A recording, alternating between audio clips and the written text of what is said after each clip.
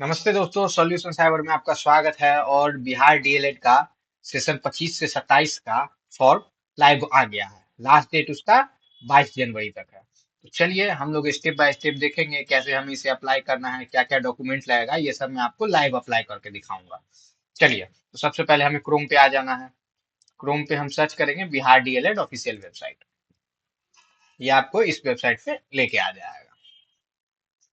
यहाँ पे हमें सबसे पहले रजिस्टर रजिस्टर करना है। यहाँ पे हम रजिस्टर न्यू कैंडिडेट पे क्लिक करेंगे।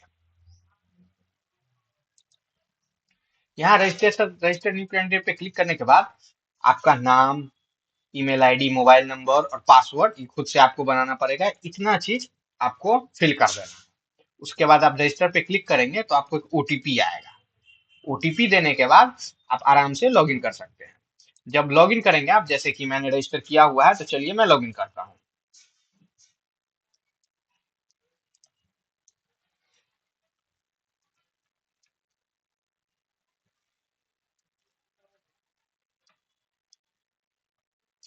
चलिए मैंने लॉगिन कर लिया। अब इस लॉगिन करने के बाद आपको सबसे पहले ध्यान देना है। यहाँ पर सबसे पहला है जो बीएससीबी यूनिक आईडी। ये वाला सेक्शन जो है बीएससीबी यूनिक आईडी, इस पे आपको अपना यूनिक आईडी देना है, जो 10th में या फिर 12th में आपको मिला होगा। आपको अपने फॉर्म पे जो आप जो एडमिशन लेते होइएगा या फिर रजिस्ट्रेशन करते हो उस पे लिखा हुआ रहता है, ये आपको आईडी दे देना। उसके बाद आप अपना डिस्ट्रिक्ट सिलेक्ट करेंगे। जैसे कि मेरा डिस्ट्रिक्ट मधुबनी है तो मैं मधुबनी सिलेक्ट करूंगा। यहाँ पे आपको ऑटोमेटिक बिहार स्टेट के हैं, ऑटोमेटिक सिलेक्टेड है कि आपका डोमिसाइल आप बिहार के स्थायी निवासी हैं, ये सिलेक्टेड है। उसके बाद आपको आवासीय सर्टिफिकेट यहाँ पे, जिसको डोमिसाइल सर्टिफिकेट कहा जाता है, वो आपको अपलोड करना है। उसके बाद आपका नाम जो आपने रजिस्ट्रेशन टाइम में दिया था वो आ जाए। उसके बाद आपको मदर नेम देना है, दोबारा देना है, ठीक है। फादर्स नेम वगैरह सब इंटर करना है, डेट ऑफ बर्थ वगैरह, एज वगैरह यहाँ पे आप आराम से इंटर कर सकते हैं। उसके बाद जब आप कैटेगरी में आएंगे तो कैटेगरी में आप ध्यान दें, ये ईडब्ल्यूएस कैटेगरी सिर्फ ब्राह्मणों के लिए होता है, या जनरल कास्ट वाले जो होते हैं उन लोगों के लिए होता है। ब्राह्मण, राजपूत, ये कुछ कास्ट होते हैं जो जनरल में आते हैं, उनके लिए होता है। ये ईबीसी ईबीसी बिहार में कहा जाता है, बीसी 1 को ईबीसी कहा जाता है और बीसी 2 को डायरेक्ट बीसी कहा जाता है। और एससी एसटी आप जानते ही हैं। तो आपको ओबीसी सर्टिफिकेट के में इसकी जरूरत नहीं है। इसमें आप अगर बीसी में आते हैं तो बीसी सिलेक्ट करें।